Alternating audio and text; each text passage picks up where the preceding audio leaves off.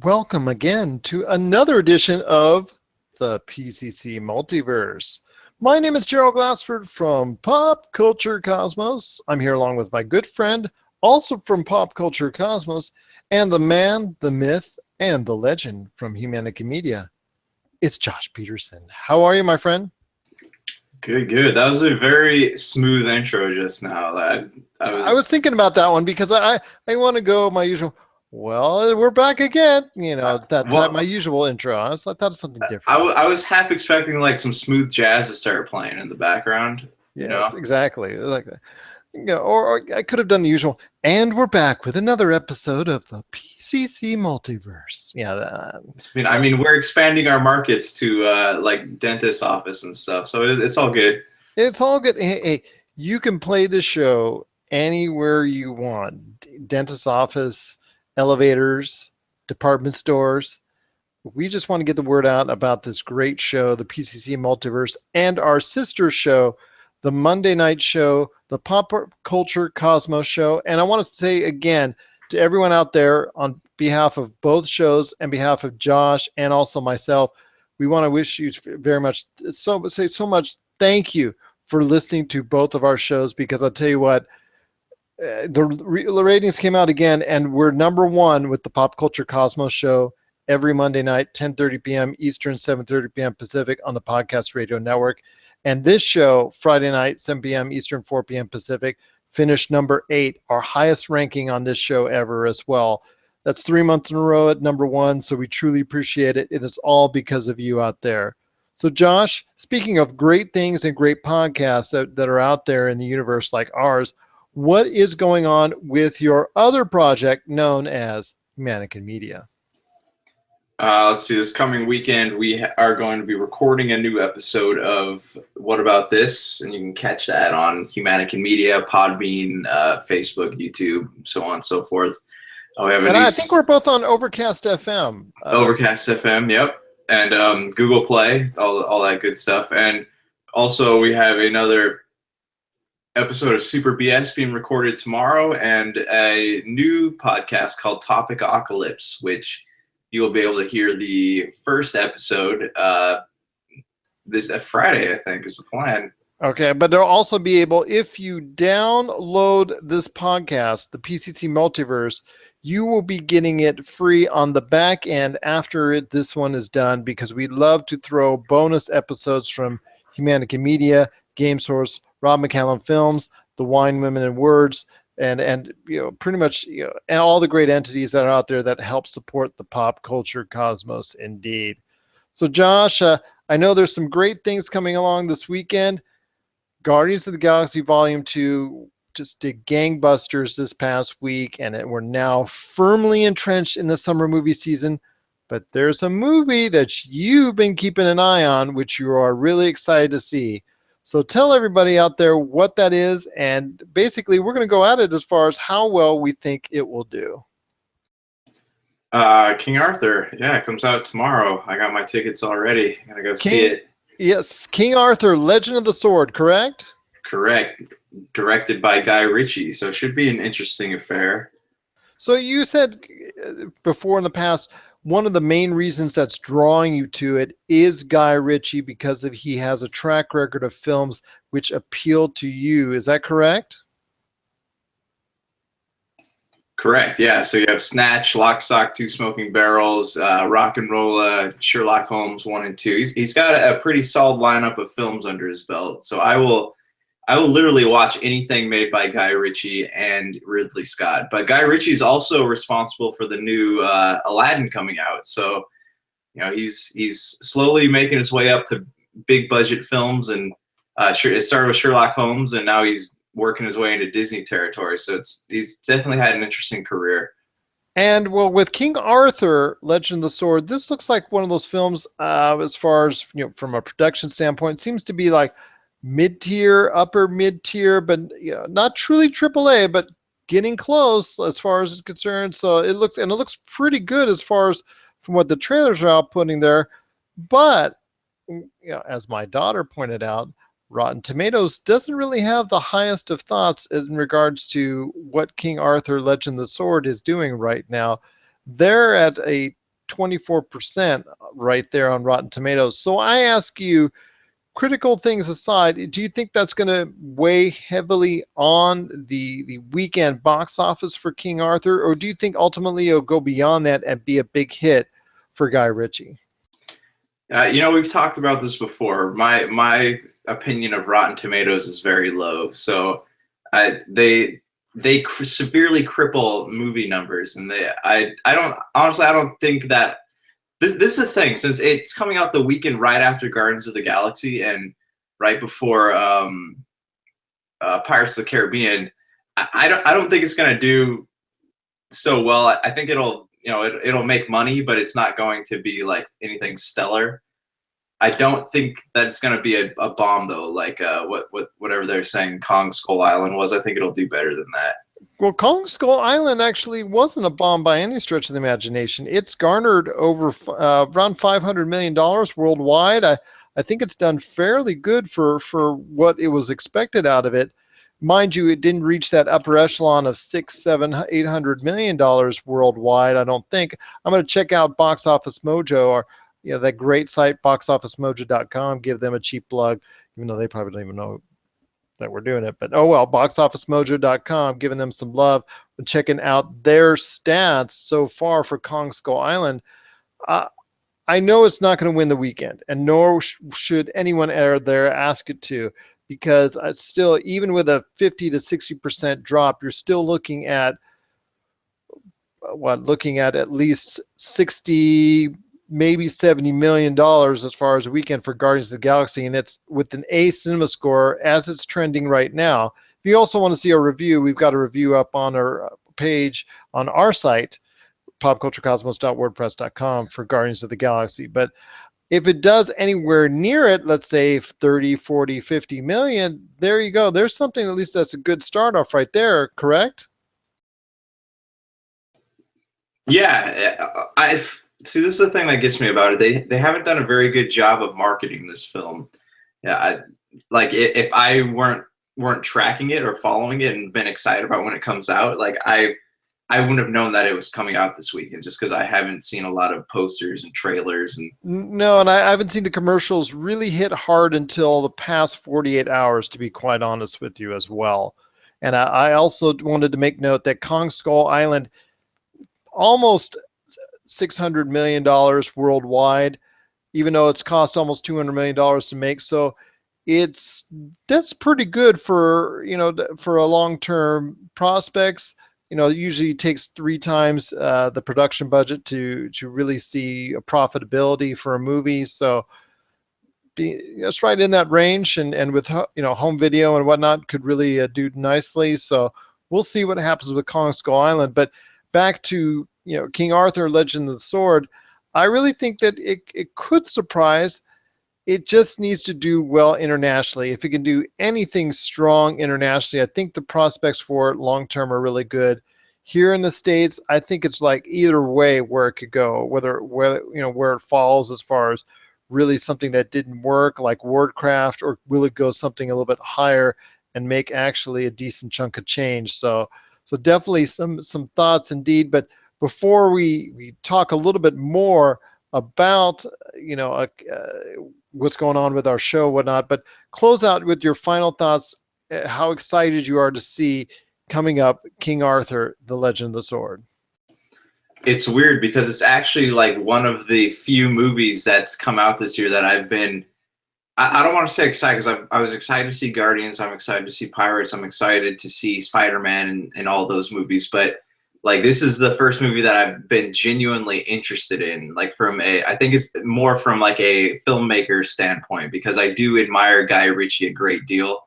And all that, there's a pretty solid lineup of actors in this movie, and just the cinematic techniques that Guy Ritchie uses is, I love it. Like Snatch, like I learned a lot from Snatch. Like Snatch was one of the movies that inspired me to get into film creation. So that's kind of what I'm going into this movie, hoping that I can kind of see some of the magic that captured my imagination the first time, and it. It is like an epic movie. It is something that we haven't seen in a long time. Like we've been so oversaturated with superhero movies and, you know, stuff that explodes Michael Bay films. Like, we don't get a lot of epic fantasy type movies anymore. You know, it's not at least not since The Hobbit ended. Well, our Warcraft really didn't scratch that itch, I think, for anybody domestically. Only overseas in the Far East did it really connect with audiences. I do want to say and make a correction. Actually, this is a very, very big budget film. It's right now the production budget is estimated at about 175 million. So that's, you know, to give you an idea, Kong Skull Island was just only a few $1,000,000 more. So that's a really big budget film, and obviously Guy Ritchie has, you know, had the resources, was given the resources to actually go out and make a big budget film. But like you, with the lack of advertising that I saw domestically here in the US, as far as internet and also television and also film wise, I didn't see anything in the theaters much as well in regards to trailers, even though they must have been out there, but the way they were distributed or attached to which films, maybe that was probably the issue, as far as maybe it didn't get attached to films that I actually saw. So, I mean, I've seen it not. I really want to see more as far as the push to really get this thing going out there. Whether or not it's going to be a good film or a bad film that will connect with audiences remains to be seen. But I would like to see King Arthur, especially, you know, seeing now how much it costs to make, and the fact that you have a dear fondness for Guy Ritchie films. I'd like to really see it connect with audiences. I know my wife is really excited to see it as well. So I'd like to see at least given a chance to succeed with audiences here in the States. Abroad, that's another story. It all depends basically on the region. It seems like for movies like this, it could really connect with audiences overseas. What are your thoughts on King Arthur, Legend of the Sword? Let us know your thoughts, popculturecosmos@yahoo.com. Also as well, Pop Culture Cosmos, Game Source, and Humanican Media on Facebook and Twitter as well. Well, we got a great show lined up for you today. We got our friends back from the TV Ratings Guide and TVRatingsGuide.com. We're back for a nice conversation on shows that are on the cut line from being canceled to possibly being renewed. But I also want to make sure and let everybody know we taped that interview earlier this week. So there is some updated information if you want to check out on their Facebook page, TV Ratings Guide, or their page directly, TVRatingsGuide.com. Some of the shows mentioned in our interview have already been decided upon, and I won't want to tell you right now what the fate is, you know, whether or not they've got the axe or they were given a blessing for another year. But I'll let you check that out. TVRatingsGuide.com or TV Ratings Guide on Facebook and Twitter. Great sites to go to. They're great people. That's Jonathan and Jess coming up here right after the break, and also right after a song once again from Chad with Hyperschmidt. And before we head out to hear this song, Josh, can you tell us a little bit more about your good friend Chad and his awesome group Hyperschmidt? Yeah, Chad's a local musician from this area, Orange County, and he was the former lead singer of City of Lions, a band that toured on the Warped Tour, and several other venues for bands like that. And Hyperschmidt is his solo project. So, he's just he's churning out music a little bit at a time. I think he's working towards getting that first full-length record out, but he's just been releasing songs a little bit as it goes. He's an indie music producer, so everything you hear, he's making himself, writing himself. So without further ado, enjoy. Absolutely. This is Forsaken by Hyperschmidt, and this is the PCC Multiverse.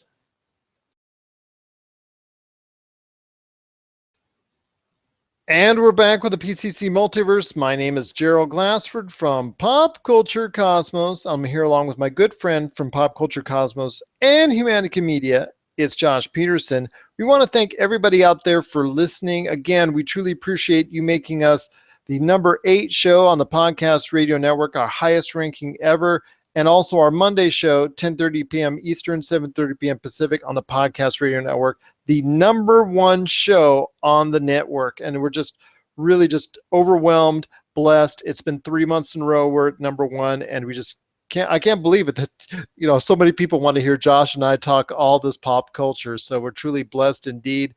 If you do not get a chance to be able to listen to us on the Podcast Radio Network and you want to stay up to date on all of our shows, check us out on the Pop Culture Cosmos channels. Just type that in on Google Play, iTunes, Stitcher, TuneIn, Podcast.com, Mixcloud, the ESO Network, the Tangent Bound Network, and the Gun and Geek Network as well. And we hope to add more radio stations and more networks as well. And if you're interested in adding us to your schedule, if you're listening out there, radio programmers, podcast station, podcast network programmers, let us know, popculturecosmos@yahoo.com.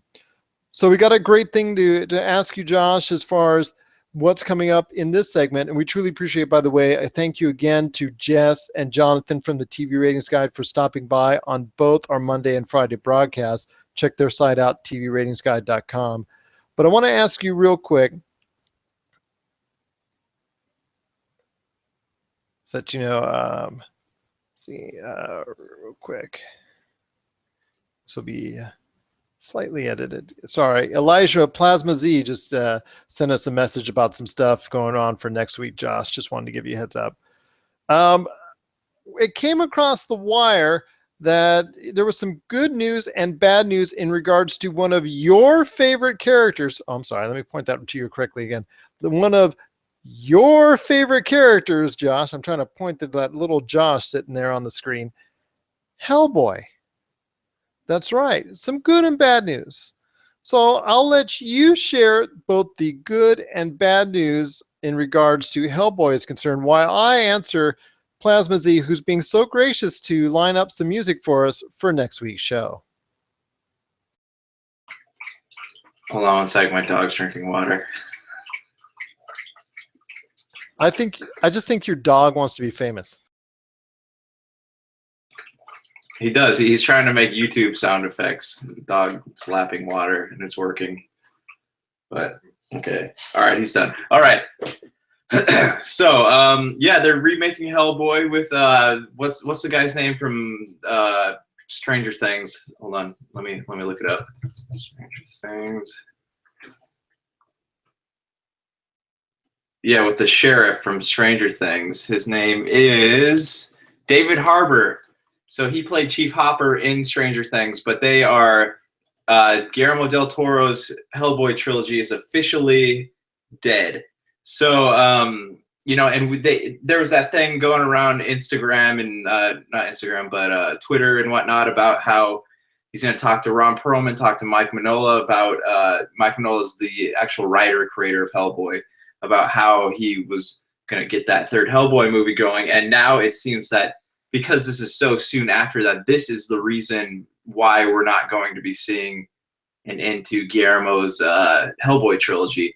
But so the news is this. The news is it's being rebooted with a R rating and it's going to be called Hellboy Rise of the Blood Queen, and it's going to be a far darker Hellboy story. So this is what I think about it. I think that it's tragic that we're not going to get to see the end of Guillermo del Toro's movie, but it's also awesome that because this is Hellboy right now is the superhero movie or the comic book movie that we need to see, because the market is so oversaturated right now with superhero movies. And granted, yes, I do still go to watch them, so I'm not saying anything bad about them, but then again, Hellboy fits in the line of where Deadpool, I guess, goes to that.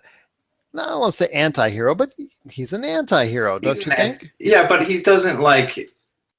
I don't. Yeah, he's kind of he's an anti-hero. He's destined to do evil things, but he rebels against that evil nature, and that's why I think this is a comic book movie that actually has some story. It's not going to rely on explosions and cool. Yeah, it needs like cool special effects, but it's not going to rely on explosions and introducing new characters into different things for different movies. It's got rich backstory. It's got great characters. It's got that internal conflict of good versus evil. He's destined to destroy the earth, but he wants to save it. And I'm really excited about it because I loved Guillermo del Toro's 2 Hellboy movies, but I think that this is, it's going in a direction that is kind of coincides more with the comic books than the first two movies. So you don't mind going it a little bit harder edge as far as R rating type deal, because that seems to be the trend in Hollywood. Let's, if it's not a main tier Marvel Cinematic Universe, DC Cinematic Universe, let's go ahead and just make it an R-rated film. Is that correct? Yeah, I mean, I think that's good because I don't think that they're going to make it R as in like, making Hellboy say vulgar and overly, sexualized things. I think it's going to be R in the fact that it's going to be more of a horror movie. Like you're going to see a lot of, dark, you're going to see a lot of monsters, you're going to see a lot of gore. But Hellboy also using a lot of language. Yeah, but in the comic books, he occasionally uses language, but it's not like Deadpool or something. He's just, he has his one-liners, his little quips, but I think the R rating's focusing more on just that darker side of Hellboy as a comic book, as the story, the universe that he exists in. So you're excited for this turn of events, but even though you're disappointed that Del Toro and obviously Ron Perlman as well will not be able to further continue the series? I'm excited because this is a franchise that I didn't think would ever get rebooted, and Guillermo del Toro has taken so long. He's led us along. He's promised us stuff, never delivered. He hardly delivers on it. So I love the guy, but he hardly ever delivers on anything. But it seems so quick after the determination was, okay, Hellboy 3 is Nick, and it seemed like a month later we're already talking about a reboot. I think this is the reason why the Hellboy 3 never went through, because Mike Mignola had this had to have been planned. Like this was probably in the works for a really long time.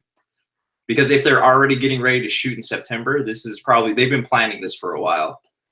So that must have meant there was a script already done. Maybe Del Toro had even seen it. But he is not even associated with the project. Is that correct? At all? Any shape, form, not even as an executive producer or producer at all? Yeah, right.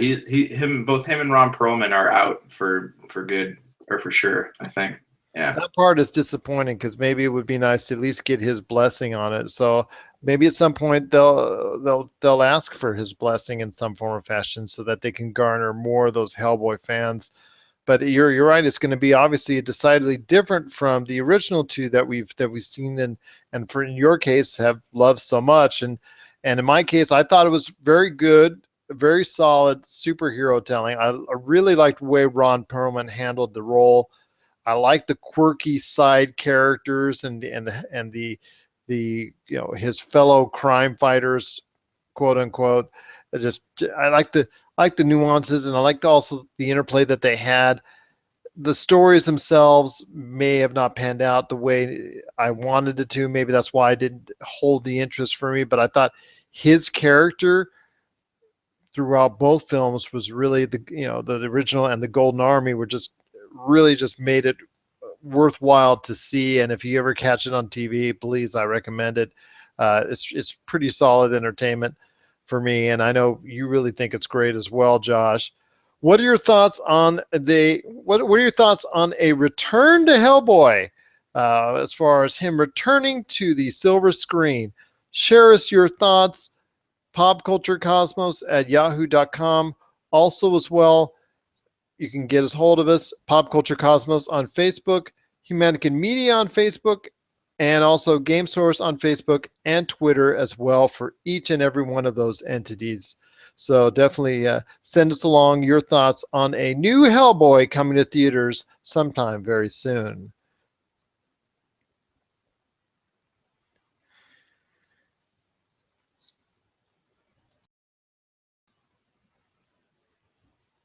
Question, did you want me to throw a super BS?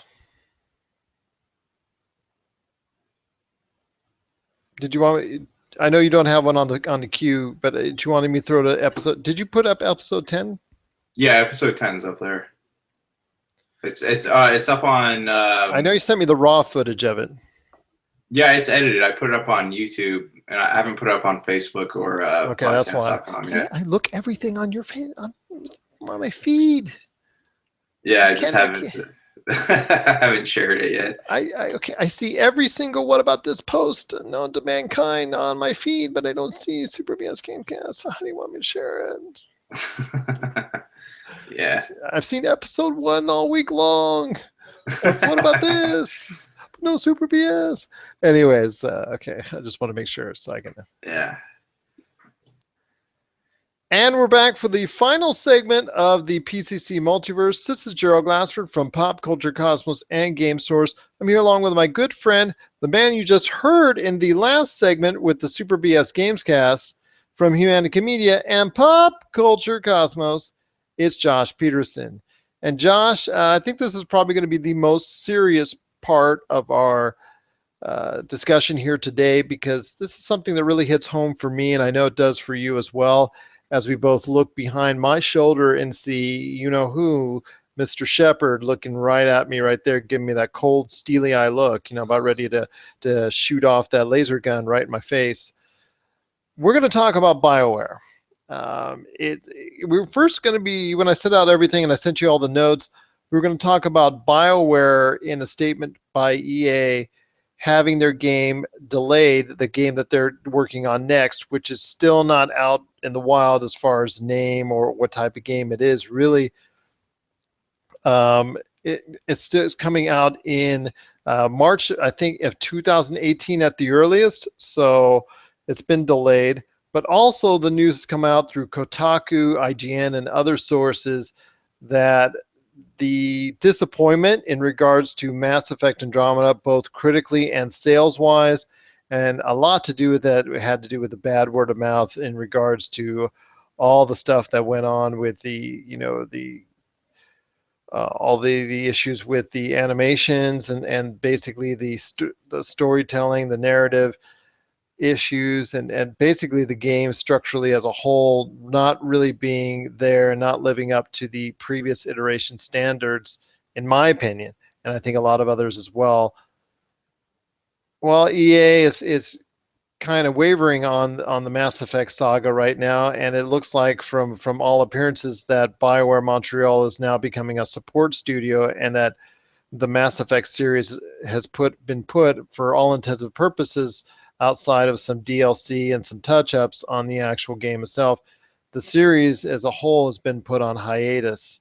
So hearing the news of what's going on with BioWare right now and seeing how one game that doesn't get the standards that it deserved has already put BioWare in a precarious position after all these years of success. One game has really turned the tide against BioWare. What's going on in your opinion with BioWare? Do you see the tide turning, and what's in store for the Mass Effect series? See, this topic kind of angers me because I think that it's our fault. It's the gamer's fault. It's the reviewer's fault. It's the journalist's fault. BioWare, yes, the game was not ready to be released, but we bashed it and we trashed it and we gave it so much crap that BioWare just got to the point where they didn't want to deal with it anymore. And I think that if we hadn't have been so negative towards it, then they would, they'd still want to keep trying to fix it and they'd still want to put out another game. But at the same time, I don't like the idea of them being like, oh, hey, this game wasn't good, so let's just, sweep it under the rug and pretend it didn't happen. Because Mass Effect is a great game, and I really wanted more of it. Like, I mean, not Andromeda is not a great game, but like, there was still nothing's perfect coming out the gate, and this is a massive game, their first Mass Effect on this generation of consoles, and I think that they need to stick with it instead of just giving up on it as a whole. Well, I want to make sure and clarify that BioWare, it's likely that it will be coming their new IP. If it does materialize, the new IP for BioWare it's scheduled maybe in the fiscal year of 2019, which is, for all intents and purposes, April 2018 and March 2019. So in that, basically that 11, 12 months time frame, you're talking about, which most likely will lean towards after the end of the year on 2018 at most likely, if it's anything like what's going to happen to Andromeda. So if it does come out, you're talking maybe 2019 at the earliest. So obviously, the fact that Mass Effect Andromeda has reached some struggles, that's been an issue as well. You actually played and finished Mass Effect Andromeda out there. What were your thoughts on the game as a whole? And do you think Mass Effect deserves a better fate than it's currently getting? Oh heck yeah, I think it deserves a better fate. I honestly, to me, like it was no worse than Mass Effect 3 was, like as far as like disappointments go. Yeah, the facial animations and there are a few things as far as social issues that they didn't handle too delicately, but you make mistakes and you learn and you move on, but they're just moving on completely. They're taking this game and they're just not making anymore, allegedly. Allegedly, or at the very earliest, you won't see it until the 2020s, which is a shame because I think they should really get on the horn and get to it and actually sit right down and make a good Mass Effect game and turn it out as quick as possible to get the bad taste in their mouths out of, Right. whatever happened, all this controversy and stuff like that. Because Mass Effect Andromeda, if it had been turned out in another, if it had been called another name, it would not have garnered all the ill will amongst all these gamers, like you said, amongst the press and whatnot. It would have sold maybe nicely, comparative to what it was expected, and maybe there'd be a nice future for it, even with all the issues. But because it had the Mass Effect title attached to it, the expectations were so much higher, and in that sense, I don't think it delivered. And unfortunately, and I'm very sad to see what the current fate is of Mass Effect and the future for the Mass Effect series indeed. So if you were at EA right now and you had control, because I like to put you in charge of all these companies, and I hope you're getting a check for all these. Yeah, no, I own stock in like 12 different companies right now. Yeah, so I hope you're getting residuals. So if that's the case, what would you do with, you see the results of Mass Effect Andromeda, so what would you be doing right now with the Mass Effect saga as it pertains to right now? I would be listening to the fans. I'd find out what the fans want. I'd re-examine the game as a whole and see what worked and what didn't. Actually have gamers sit down and talk about it, and I would keep going with it, because by the time, if I were to put this on the back burner for say 5 or 6 years, people are going to lose interest in it. Like it was already, people were excited about having a new Mass Effect, but I think they would have been okay without it.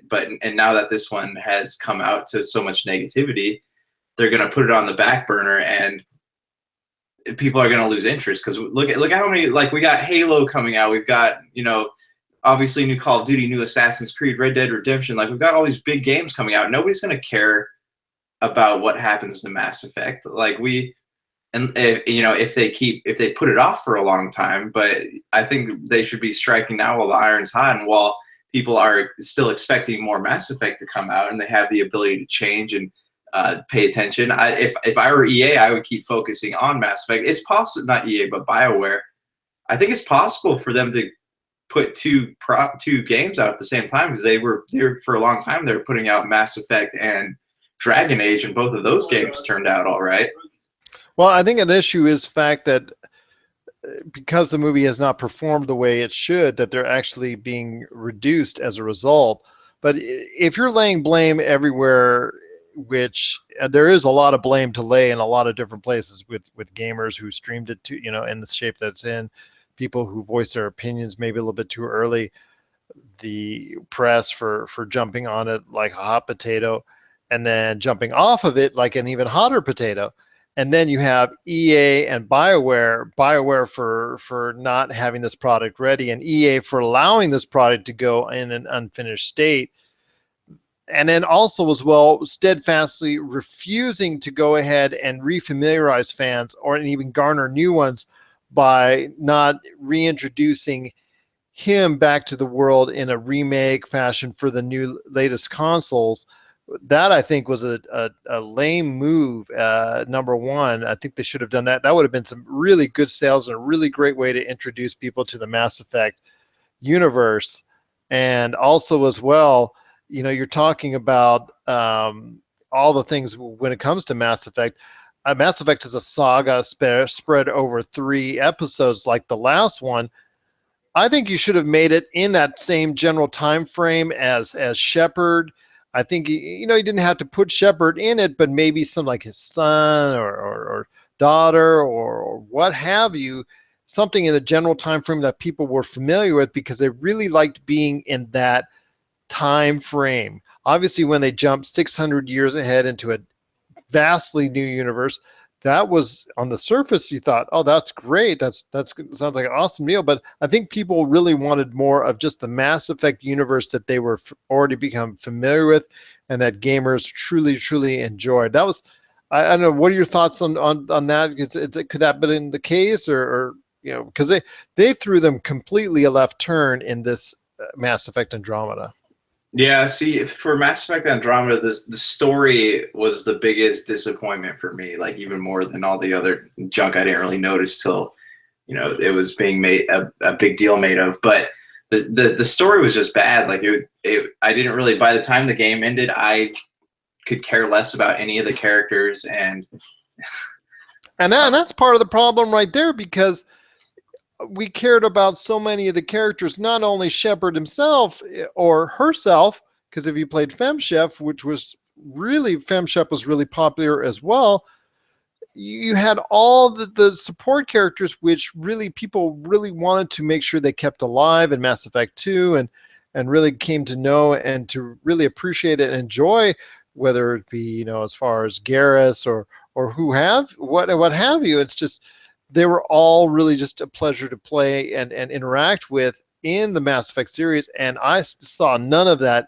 this time around. So it's really a shame. I really think it would have been great if they would have kept it in that same general time frame, that same general universe, with maybe obviously meeting a lot of new characters, but also refamiliarizing yourself with a lot of the same familiar characters that you've grown to love in the first 3 installments. I really think that could have been a great bridge to really another great trilogy in the Mass Effect series.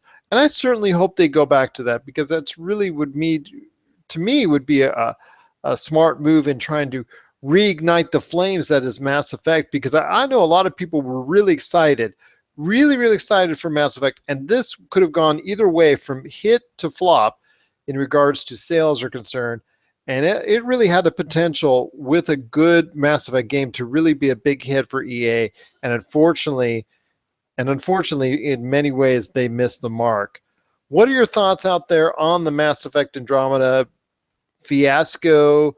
Do you want to see them reignite the Mass Effect series sooner rather than possibly later, and maybe even never? Do you think that BioWare's new IP being delayed for another year is a problem? Do you see it as a sign as BioWare maybe hitting some hard times? Let us know your thoughts. popculturecosmos@yahoo.com. Also as well, Pop Culture Cosmos, Game Source, and Humanican Media on Facebook and Twitter as well. And while I have you here, Josh, let everybody know before we head on out what's going on again with Humanican Media. We got a few podcasts coming up. We have the Super BS episode 11 records tomorrow. What About This records Saturday, and the premiere of Topicocalypse will be on this week sometime, and you'll be able to download it at the end of this episode as well. So yeah, lots of good stuff coming up. Indeed. I was just we were just commenting on one of your famous signs on each and every episode, because we got my backgrounds and obviously your backgrounds as well, and obviously it's come. Yeah, there you go. See, that's famous. That the bed. Exactly. That's a sign that that you're watching the Pop Culture Cosmos and the PCC Multiverse. It's like you guys are in my house. Exactly. The bachelor pad, indeed. The old Akira wall scroll. Yes, indeed. Well, can we close out the show, young lady? I'll be there in a minute. All right.